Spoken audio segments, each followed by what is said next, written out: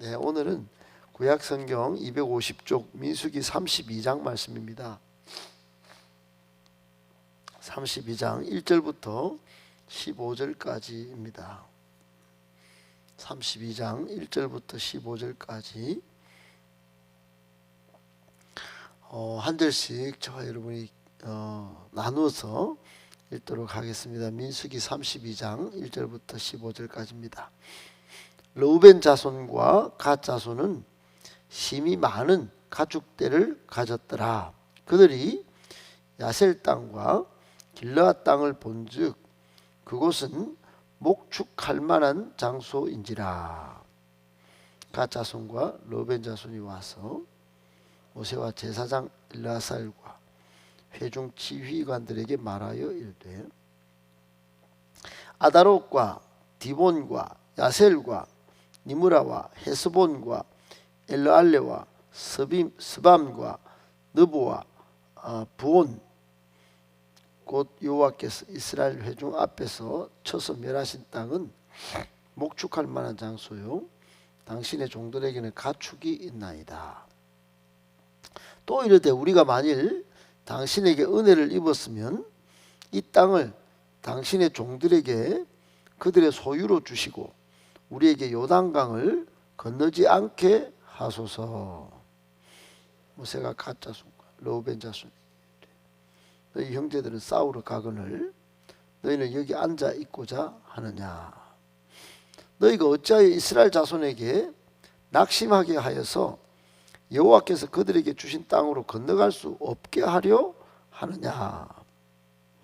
이 조상들도 내가 가데스 바네아에서 그 땅을 보라고 보냈을 때에 그리하였었나니 그들이 에스골 골짜기에 올라가서 그 땅을 보고 이스라엘 자손을 낙심하게 하여서 여호와께서 그들에게 주신 땅으로 갈 수 없게 하였었느니라.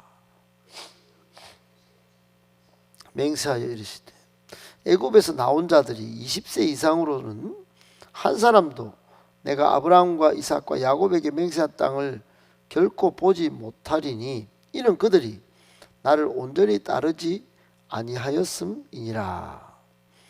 그러나 그나스 사람 여분의 아들 갈렙과 눈의 아들 여호수아는 여호와를 온전히 따랐느니라 하시고 여호와께서 이스라엘에게 진노하사 그들에게 40년 동안 광야에 방황하게 하셨으므로 여호와의 목전에 악을 행한 그 세대가 마침내는 다 끊어졌느니라. 보라 너희는 너희 조상의 대를 이어 일어난 죄인의 무리로서 이스라엘을 향하신 여호와의 노를 더욱 심하게 하는도다. 15절 같이 읽겠습니다. 너희가 만일 돌이켜 여호와를 떠나면 이 백성을 광야에 버리시리니 그리하면 너희가 이 모든 백성을 멸망시키리라. 아멘. 할렐루야. 반갑습니다. 오늘 주신 말씀 본문을 가지고 우리에게 주시는 세 가지 교훈의 말씀 받도록 하겠습니다. 첫 번째, 사탄의 최고 수위의 공격은 공동체를 분열 멸망케 하는 것입니다. 사탄의 최고 수위의 공격은 공동체를 분열 멸망케 하는 것입니다. 죄송합니다. 여러분, 믿는 성도와 교회의 최대적인 사탄은 어떻게 개인을 넘어뜨리고 또 교회를 넘어뜨리려고 공격하는지 몇 번 설교를 통해서도 말씀드린 바가 있지만 성도를 공격할 때는 성도를 공격할 때는 거짓 속임수로 접근해서 낙심케 합니다. 또는 죄를 지어서 유혹에 빠뜨려서 죄를 짓게 하여 멸망케 합니다. 성도 개인에게는 낙심이라고 하는 사탄의 강력한 무기가 있습니다. 마음이 떨어지면 교회도 그동안 열심히 봉사하던 교회 일도 탁 한순간에 탁 놔버리게 되는 거죠. 그래서 사탄이 쓰는 낙심이란 무기 굉장히 무서운 것입니다. 그리고 보이지 않는 유혹으로 죄를 짓게 만들면 이제는 멸망에 빠뜨리는 거죠. 그런데 성경에 보면 성도 개인을 향한 이런 공격도 있지만 교회를 향한 공격도 있습니다. 이스라엘 전체로 하여금 또 교회들로 하여금 사탄의 공격이 계속 있는데요. 똑같이 개인을 넘어뜨릴 때와 같이 공통분모는 거짓입니다. 속임수로 접근하죠. 눈에 확연히 보이게 내가 사탄이야 이렇게 나타나지 않습니다. 예, 사탄의 공격인 것 다 알면 교회는 더 깨어 오히려 대처합니다. 그런데 사탄은 교묘한 속임수의 왕이지요. 그래서 거짓 속임수로 접근해서 교회를 공격할 때는 분열 이간책을 씁니다. 분열, 즉 성도와 성도끼리 또 교회와 교회끼리 분열하고 이간질하게 만드는 거죠. 결국은 분열 이간질하여 서로 속이고 또 질투하고 또 미워하다가 멸망하게 만드는 것입니다. 그렇게 교회를 공격하는 것이에요. 여러분 오늘 32장은 31장에 미디안이라고 하는 종족을 정복하는 그런 이야기 그리고 땅을 분배받는 이야기를 우리가 살펴봤습니다. 요단강을 기준으로 오른쪽 땅이 모압 땅인데 모압까지 지금 40년 동안 진출하면서 어렵게 왔습니다. 한 보름만이면 가나안 땅을 요단강을 넘어서 가나안 땅에 들어가서 하나님 주신 땅을 정복할 수 있었지만은 가데스 바네아에서 불평 원망하면서 38년 동안이나 정말 세상 말로 쇠가 빠지게 삥삥 방황하며 돌다가 드디어 이제 요단강 앞에 모압 땅에 왔는데 그 요단강 건너가면서 오른쪽엔 동편, 요단 동편에 지금 암몬 모압 다 정복하면서 다 왔습니다. 그동안 잘 왔어요. 거기에 아모리 왕 두 왕, 헤스본 왕 시온도 정복하고 바산 왕 옥도 정복하고 이제 어제 31장에 미디안 왕 발락과 아주 타협해가지고 이스라엘을 유혹하여 음행하게 하고 우상 숭배하여 빠뜨리게 만들었던 미디안 땅을 정복을 했습니다.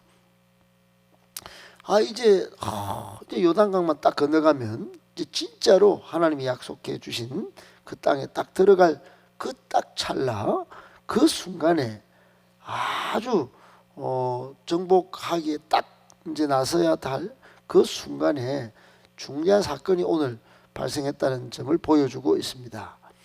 가나안 땅을 이제 드디어 진짜로 오른쪽에 대적들을 물리치고 이제 넘어서서 가나안 땅을 정복해 들어가야 할 그 시점에 르우벤 자손과 갓 자손 이 두 지파가 요단 동편 땅에 대한 욕심을 내면서 땅을 요청함과 동시에 요단강을 안 건너겠다라고 하는 말을 이제 모세 지도자와 대제사장 엘르아살에게 하게 됩니다.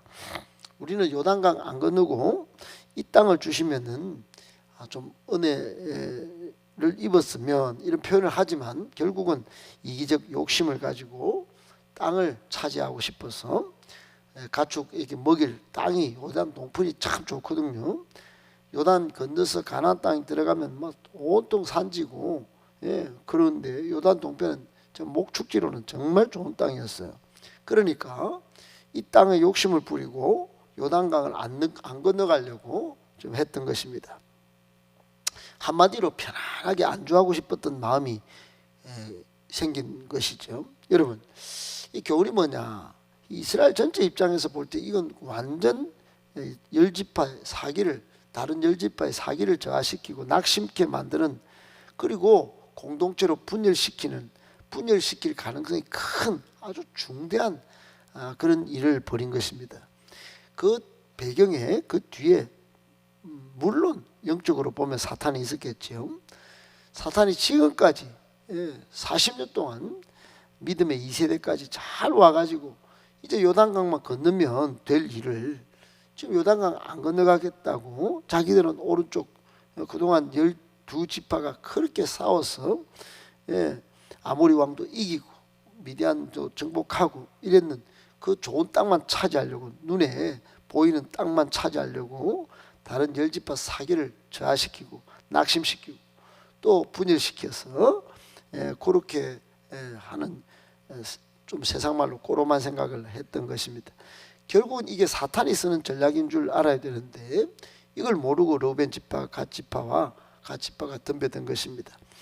결국 6절 이하의 모세는 대단히 화가 났고 이 두 지파에 대해서 아주 강력한 고면을 해서 결국은 이 사탄의 전략에서 벗어날 수 있도록 조치를 취하게 되는데, 어떻든 여러분, 여기에 사탄의 최고 수위의 공격이 공동체를 분열시키고 멸망케 하는 그런 공격이 있었다는 점 꼭 기억하고, 지금도 우리 교회를 향하여 또 이 시대의 한국 교회와 온 세계 교회를 향한 사탄의 공격이 계속 분열 이간질시키고 속임수로 멸망케 하고 낙심케 하는 공격이 이어지고 있다는 걸 꼭 기억하고, 사탄의 이 공격 앞에 오히려 우리는 모이기를 힘쓰고 더욱더 서로 사랑하며 사는 그런 우리가 되어질 수 있기를 예수님의 이름으로 축복합니다.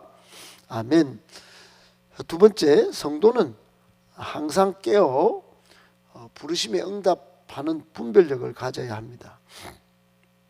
여러분, 마지막 우리가 시대를 살아간다고 볼 수 있습니다. 주님 재림하실 날이 가까워지고 있습니다. 2000년이 오셨다가 십자가를 지시고 우리 죄를 사하시고 죽으셨다가 부활하셔서 지금 승천하셨는데 이제 다시 오실 준비를 하고 계실 겁니다. 여러분, 언제 오실지 몰라서 성경은 여러 군데에서 도둑같이 오실 것이라고 표현을 합니다. 갑작스럽게 오신다는 겁니다.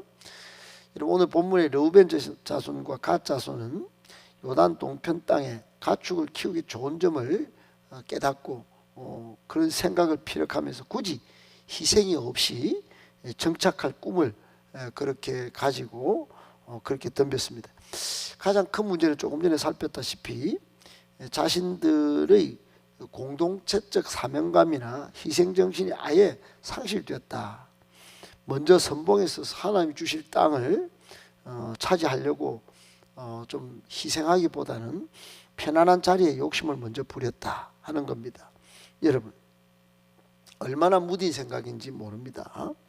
정말로 가나안 땅, 하나님이 주신 약속의 땅을 이제 막 최고 희열의 절정의 순간을 맞이하는 그런 순간에 정신이 무뎌가지고 이 땅을 차지하려고 부르심을 이스라엘 백성을 불렀는데 이집트에서 나오게 하시고 또 광야에서 살리게 하시고 그렇게 하셨는데 분별력을 가지지 못하고 그만 눈에 보이는 욕심에 빠져버린 것입니다. 사랑하는 여러분, 성도는 하나님의 부르심에 민감해야 합니다. 어디서 부를지 어떻게 부를지 모르는 거예요. 지금 우리 행복한 교회를 통하여 이 시대에 많은 영혼을 살리려고 지금도 일하고 계십니다. 그런데 자기 욕심에 빠져서 안주하면서 하나님의 부르심하고는 전혀 상관없는 동떨어진 삶을 산다면 참 불쌍한 것입니다. 자신의 자리, 자신의 부르심에 대한 분별력을 잃어버리고 오롯이 둔감한 상태로, 영적 둔감한 상태로 살아간다면 이건 정말 안타까운 일이에요. 하나님의 질책을 받기 딱 좋은 행동들입니다. 꼭 기억하시고 성도는 항상 깨어 정말 주님의 부르심에 응답하여 살아가는 그런 영적인 분별력을 가져야 한다는 점 꼭 기억하고, 이 아침에도 기도하실 때 성령의 충만함을 입어서 영적 분별력을 가지고 하나님의 부르심에 온전히 응답할 수 있도록 기도하시고 또 말씀의 적용에 더 적극적일 수 있기를 예수님의 이름으로 축복합니다. 아멘. 마지막 세 번째, 이기심은 우리 마음의 암세포입니다. 여러분, 모든 이 신학자들의 성경 이해나 또 이 세상 수십억의 인구가 정말 서로를 지키면서 살아갈 최고의 마음이 뭐냐? 이타적인 마음입니다. 이타적인 마음. 성경에서 말하는 사랑은 자기만을 위한 사랑이 아니에요. 말세에 고통하는 때에 제1 나쁜 정상이 뭐냐? 사람들이 자기를 사랑하고, 이렇게 디모데후서에 보면 2장에 이렇게 말씀합니다. 여러분, 이기심은 극도의 우리 마음에 자라고 있는 암세포입니다. 암세포. 우리는 이기심을 버리고 이타적인 마음으로 다른 사람을 배려하고 다른 사람에게 관심을 가지고 다른 사람을 먼저 돌볼 수 있어야 합니다. 여러분, 오늘 6절부터 15절까지 모세가 강력하게 책망합니다. 너희들은 어떻게 싸우러 안 가고 10지파는 지금 싸우러 가는데 여기 앉아 있으려고만 하느냐? 어째서 이스라엘 자손에게 낙심하게 만들고, 그것 전부 조상들이 하던 버릇 그거 아니겠냐? 지금 몇 번 교훈을 받았는데 또 너희들 또 그러냐? 그런 말로 막 강력하게 질타합니다. 15절에는 하나님이 노하신 줄 말씀함과 동시에 만일 너희들이 돌이켜서 여호와를 떠나면 반드시 이 백성을 광야에 딱 버릴 거고, 그리하면 너희가 이 모든 백성을 멸망시키는 너희의 원인자가 될 거다. 여러분, 암세포가 뭡니까? 작은 암세포가 계속 전이가 돼서 결국은 온몸에 퍼져서 딱딱하게 만들어서 결국 모든 기능이 중단되게 만들어서 죽게 만드는 아주 심각한 질병 아닙니까? 여러분, 모세는 너희 둘은 둘로 끝나는 게 아니고 공동체 파멸로 간다. 지극히 이기적 발상이다. 이것을 딱 지적해 준 겁니다. 그러니까 앞으로 전이될 가능성이 많은 암세포와 같다는 것이죠. 형제들은 가나안 정복 전쟁을 치러야 할 상황인데 너희들은 아이고 참 안주할 생각만 하고 앉았으니, 여러분, 모세는 이스라엘 전체를 생각한 거고 이 두 지파는 자신들만 생각한 겁니다. 여러분, 자신들만 생각하는 게 이게 이기적인 겁니다. 모세가 생각하는 이타적인 생각이에요. 전체를 생각한 겁니다. 여러분, 이기심은 마음의 암세포라는 거 꼭 기억해야 합니다. 이타적인 생각으로 서로를 돌보고 다른 사람들의 아픔을 내 아픔으로 가져와서 아픔은 반감시키고 기쁜 것은 두 배로 나누면서 더 서로 즐거워하고, 이게 모두를 살리는 생각입니다. 사랑하는 여러분, 이게 예수님이 펼치신 삶이었고 예수 그리스도를 본받는 삶이라는 거 꼭 기억하고 이기심을 버리고 이 암세포를 잘라내고 오히려 이타적인 삶으로 서로를 살리는, 나도 살고 성도도 사는 그런 복된 일에 앞장서시는 저와 여러분들 다 되실 수 있기를 예수님의 이름으로 축복합니다.